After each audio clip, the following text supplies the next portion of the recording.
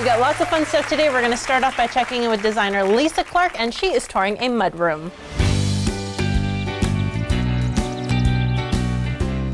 Today we're going to talk about creating a mudroom space for a busy family. This is kind of like on the hot list for families these days because we're very busy. And so what I did for this family was create a really hard-working mudroom space.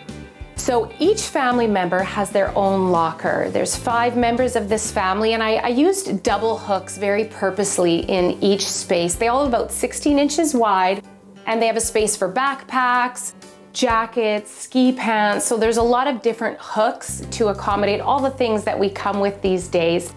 I also have open storage on the bottom for footwear, as well as open shelving, which is so easy for kids to grab mittens and things like that. And then on the top, we have additional storage in baskets for those things that the family members are not using as often.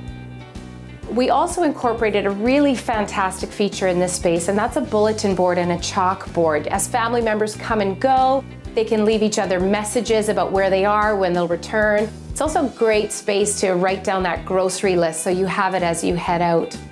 I hope that this gives you some inspiration and some idea on how to create the perfect mudroom for your busy family.